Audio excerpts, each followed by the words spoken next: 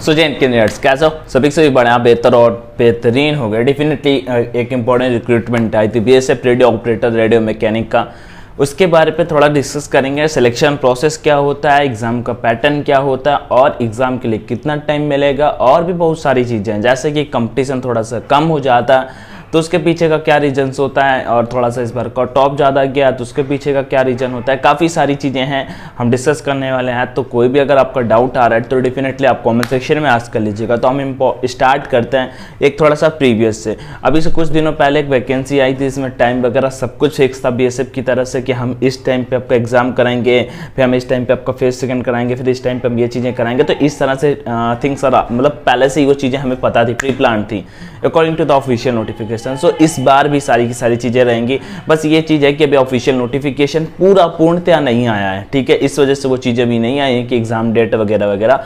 बाकी जो नोटिफिकेशन है उसमें आपका जो चीज़ें मेंशन की गई हैं वो मैं बता देता हूँ। लगभग 250 वैकेंसी है, ठीक है। गर्ल्स भी अप्लाई कर सकते हैं, बट मैं बता दूँ for your kind information, girls कुछ ज़्यादा फॉर्म नहीं फिल करते हैं, ठीक है।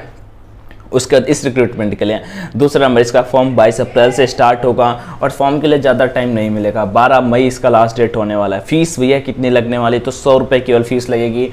जनरल, ओबीसी, ईडब्ल्यूएस के कैंडिडेट, एससी एसटी या फिर फीमेल अगर आप कोई भी अप्लाई करेगा तो डेफिनेटली आपका फीस नहीं लगने वाला है, ठीक है। तो ये हुआ रिक्रूटमेंट का। डॉक्यूमेंट्स एज यूजुअल जो हर एक कॉमन से एग्जाम में लगते हैं। हाँ, if you come from any category, मतलब जनरल कैटेगरी, देन डेफिनेटली आपको ईडब्ल्यूएस से अप्लाई करना चाहिए अगर आप एलिजिबल हो उसके लिए, बिकॉज ईडब्ल्यूएस का कट ऑफ थोड़ा सा कम जाता है। मतलब 150 में लगभग फाइनल सिलेक्शन हुए हैं, ठीक है, 250 में, ठीक है, 200 नंबर का ये हुआ एक वो, मतलब कि ऐसे अभी सिलेक्शन हुआ है। अब यहाँ आगे प्रोसेस क्या होता है, फॉर्म फिल कर दोगे, लगभग 1 से 1.5 महीने बाद आपका पेपर लगने वाला है। पेपर में बताऊँ कंपटीशन कम हो क्यों होता है। कंपटीशन इस वजह से कम होता है क्योंकि वहाँ पर 40 नंबर का फिजिक्स आता है, केवल फिजिक्स। हाफ मतलब जो आपका पेपर होता है, ठीक है, मतलब 40 नंबर का नहीं, 40 क्वेश्चन, 80 नंबर का आपका फिजिक्स आता है, ठीक है। एससी एसटी ओबीसी वाले अपने डॉक्यूमेंट्स का देख लेना यार, ठीक है। आपका मतलब ओबीसी का ऐसा है ना, पिछली बार ओबीसी का कट ऑफ ज़्यादा चला गया। रीजन इसके पीछे का एक ही था। वैसे मैं बता दूं फॉर योर ओबीसी और जनरल अब कहीं ना कहीं थोड़ा सा, क्योंकि ओबीसी का फॉर्म ज़्यादा फिल हो जाता है, उस वजह से वो जनरल के बराबर बिल्कुल आ जाता है, ठीक है। ईडब्ल्यूएस अगर बनवा सकते हो अनरिजर्व से तो डेफिनेटली बनवाओ अगर आप एलिजिबल हो। दूसरा एससी एसटी का सर्टिफिकेट अगर आपको पुराना है या कुछ भी है तो आप डेफिनेटली बनवा लीजिए, तो 2 4 5 10 दिन में बन जाएगा, तो आप टाइम से फॉर्म को अप्लाई कर पाओगे। चलिए आगे बढ़ते हैं। हाँ, तो सर हम पेपर की बात कर रहे थे। सबसे पहले आपका पेपर ही होता है और पेपर ही मोस्ट इंपॉर्टेंट होता है, क्योंकि पेपर पे हमें भाई करना क्या होता है, पेपर का एक मतलब पैटर्न होता है भाई। 40 क्वेश्चन आता है फिजिक्स के और 20 क्वेश्चन आते हैं केमिस्ट्री के। कितने क्वेश्चन हुए? 60। एक क्वेश्चन 2 मार्क का, कितने हुए? 120, समझे भाई मेरे। और 50 नंबर का डिक्टेशन होता है। तो if you come from SC ST category, हाँ, तो आप डिक्टेशन में थोड़ा अच्छा कर लो, आपको फाइनल सिलेक्शन हो जाएगा। हाँ, जनरल वालों का या फिर ओबीसी वालों का हाँ तो इतना भी डिफिकल्ट नहीं था। जैसे कि 1000 to 1200 वैकेंसी हैं अगर आपकी, तो उसमें अगर आप 160 स्कोर कर रहे हो, थोड़ा सा कंपटीशन है और परमानेंट जॉब है भाई मेरे। 25-30 हज़ार से सैलरी और 60-70,000 तक सैलरी दे रखा है। 18 से 25 साल के बीच के कैंडिडेट अप्लाई कर पाएंगे।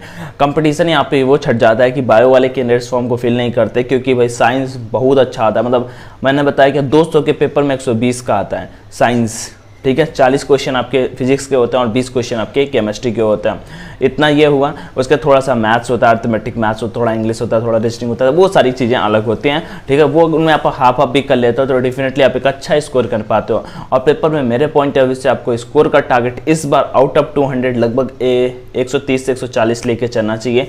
जनरल ओबीसी कैटेगरी के कैंडिडेट के लिए मैं बता रहा हूँ यहाँ पे, ठीक है, क्योंकि फाइनल इनिशियल जो सिलेक्शन हुआ था ना 82-83 नंबर कट ऑफ गया था। मतलब अगर आप फिजिक्स ही अच्छा कर ले तो, केवल फिजिक्स अच्छा कर ले तो आपको सिलेक्शन हो जाएगा। ईडब्ल्यूएस कैटेगरी से बता रहा हूँ मैं, हर एक कैटेगरी का यहाँ पे मुझे कट ऑफ एवरीथिंग पता है, ठीक है, तो मैं वैसे बता रहा हूँ। लेकिन जनरल का भी कट ऑफ 117-18 नंबर गया था, ठीक है, इनिशियल। इस बार आपको 130 नंबर 200 में से लाने का प्लान करना है। अगर आप फिजिक्स में अच्छे हो गए तो आप डेफिनेटली स्कोर कर जाओगे। फिजिक्स नहीं पढ़ा है तो थोड़ा सा पढ़ना स्टार्ट कर दो। फिजिक्स आपको अच्छे से करना पड़ेगा, क्योंकि 80 नंबर का फिजिक्स आएगा। केमिस्ट्री को उतना टेंशन मत लीजिएगा, प्रीवियस टाइम वाली पीडीएफ्स वगैरह मैं आपको प्रोवाइड करा दूंगा और पेपर उतना डिफिकल्ट भी नहीं आता है, ठीक है। अब भैया पेपर हो गया, ठीक है। पेपर के कुछ दिनों बाद आपका रिजल्ट आ जाएगा। मैंने क्या बताया, चीज़ें जो आएंगी नोटिफिकेशन उसमें सब मेंशन होंगी कि कब कब क्या होगा। मैं बता दूं आपके जाने के लगभग आपको 1 महीने का मतलब रिजल्ट 1 महीने से पहले ही आ जाता है। उसके बाद आपको 15 दिन बाद आपका फिजिकल स्टार्ट हो जाएगा। Phase second exam, phase second exam में सर क्या होगा, फेज सेकंड एग्जाम में आपको फिजिकल होगा और डिक्टेशन टेस्ट। सर डिक्टेशन क्या होता है, देखो डिक्टेशन होता है क्या है, वो लोग सर जैसे मैं बोल रहा हूँ, मैंने ये ले रखा है माइक, ठीक है, मैंने ये ले रखा है माइक और आप लोग ऐसे सामने बैठोगे, आप लोग सब ऐसे सामने बैठोगे, ठीक है। सर बोलेंगे कोई भी एक इंग्लिश का पैसेज लेंगे, ठीक है, कोई भी इंग्लिश का 2 डिक्टेशन मान लो टेस्ट होते हैं। एक मान लो आपको ऐसे न्यूज़पेपर दिया जाएगा, उसमें आपको पढ़ना होता है, ठीक है, ऐसे मैं एक सिलेक्टेड कैंडिडेट का कहो तो इंटरव्यू टाइप में करा लूँ यार। अभी जो बहुत सारे लड़के सिलेक्ट हुए ना, तो अगर बोलते हो तो करा लूँगा। वैसे टाइम लग जाएगा, मैनेजर ने उतना कराते नहीं है, बट कर लेंगे अगर आप बोलते हो। क्योंकि अभी एक लड़का मुझसे वो खुद ही बोल रहा था कि भैया ऐसा कर लेते हैं कि लड़कों का हेल्प हो जाएगा। हाँ, उसका भी ऐसे पारो में हुआ है, एनरोलमेंट आउट था, उसने 2 टाइम एनडीए भी क्रैक किया, बहुत टाइम से जानता हूँ मुझे, ठीक है, वो खुद ही बोल रहा था। तो ऐसे करके एक पढ़ना होता है। तो डिक्टेशन आप सभी इंग्लिश होशियार हो बचपन से, ठीक है, तो कर ही लोगे। हाँ, लिखने वाले में क्या होता है, डिक्टेशन में एवरेज सबके मार्क्स आते हैं, सबको बस साफ लिखना होता है। हमारे जैसे अगर गंदी राइटिंग में लिख दोगे तो फिर डेफिनेटली आपके अच्छे नंबर नहीं आएंगे। थोड़ा साफ लिखो कि दूसरे को समझ में आना चाहिए, मीनिंग वगैरह गलत नहीं होनी चाहिए ज़्यादा। 30 से 35 एवरेज नंबर वहाँ पर भी मिलता है, ठीक है, थोड़ा सेंटर पर भी होता है। डिक्टेशन फिजिकल क्या होता है, मेल के लिए अगर फिजिकल की बात कर लेता हूँ तो 6.5 मिनट में 1600 एयरफोर्स वाली अपनी टाइमिंग है। वैसे एयरफोर्स ने बढ़ा दी, नेवी वाली टाइमिंग हम करंट में बोलेंगे। 6.5 मिनट में आपको 1600 मीटर करना होता है। फीमेल का भी यहाँ पे होता है, मैं आपको फीमेल का भी बता देता हूँ। अगर कोई मैम से देख रही हैं तो डेफिनेटली आपकी जानकारी इनको ये बता दीजिएगा। टोटल पोस्ट है आरओ के लिए 217, आरएम के लिए 300। आरएम के लिए कुछ भी नहीं होता, आरएम के लिए सीधा फेज फर्स्ट क्लियर करो और फिजिकल क्लियर करो, खत्म। फिर उसके लिए डिक्टेशन वगैरह उसका 200 पे ही मेरिट बनता है, ठीक है। आरएम के लिए अगर करना है ना फाइनल सिलेक्शन तो 160 नंबर की तैयारी करो। पेपर का पैटर्न सब कुछ वही रहता है, ठीक है। हाइट की अगर बात कर लेता है, हाइट 168 सेंटीमीटर हाइट होना चाहिए, जिनका 1-2 लड़कों का मैंने कमेंट पढ़ा है। और एसटी से होता है आपको 162 से काम हो जाएगा। चेस्ट 80-85 सेंटीमीटर, हाँ, 1.6 किलोमीटर रन 6.5 मिनट में और 800 मीटर का रन 4 मिनट में। फीमेल के लिए था 800 मीटर का रनिंग 4 मिनट में। तो अगर आप एलिजिबल हो तो आप डेफिनेटली इस फॉर्म को फिल करिएगा, ओके। आगे बढ़ते हैं यहाँ पे नेक्स्ट की ओर के, ये हो गया, ठीक।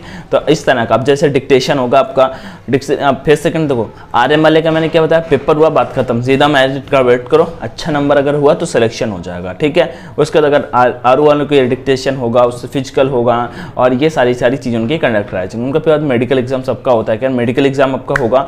मेडिकल एग्जाम अगर आप फंस जाते हो तो आपको रे मेडिकल एग्जाम दिया जाएगा। कुछ लोगों का मेडिकल में कॉल आता है, कुछ लोगों का नहीं आता है, मतलब वो छांटते जाते हैं। नंबर जिनके कम होते हैं किसी स्टेप में फेल हो रहे हैं, डिक्टेशन बहुत कम मार्क, खैर डिक्टेशन में आउट नहीं करते, लेकिन फिजिकल में अगर आप आउट हो जाते हो तो आपको आउट कर दिया जाता है। फिर मेडिकल के बाद आपका रे मेडिकल एग्जाम होता है, लगभग 20 से 25 दिन का उसमें भी समय मिल जाता है, ठीक है।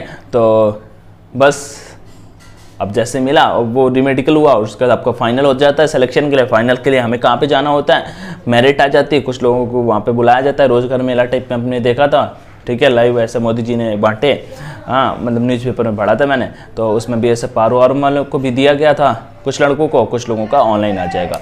फाइनली इस तरह का सिलेक्शन प्रोसेस होगा, इस तरह से चीज़ें आपकी की जाएंगी। If you are eligible then definitely don't focus on vacancies, this is a big opportunities for all of you. And if you are think like brother की भैया बहुत मतलब डिफिकल्ट कंपटीशन है, डेफिनेटली इंडियन कोस्ट गार्ड की competition में मेरे point of view से बेहतर जॉब है भाई। रेडियो ऑपरेटर समझ लो, वैकेंसी ही जान जाओ यार। रेडियो मैकेनिक वैकेंसी से सुनने से क्या लग रहा है, रेडियो ऑपरेटर की आपको बॉर्डर पे भेजेंगे, नहीं भेजेंगे। सैलरी भी अच्छा है। अब बाकी मुझे इंटेंसिव एंड टीएडी उतना ज़्यादा अभी नहीं पता, अगर आप बोलोगे तो उन चीज़ों पे अपन वर्क करके आपको इन्फॉर्म करेंगे। So don't worry, take care everyone, thank you for watching this session. If you like it definitely hit the like button and do share with your friends.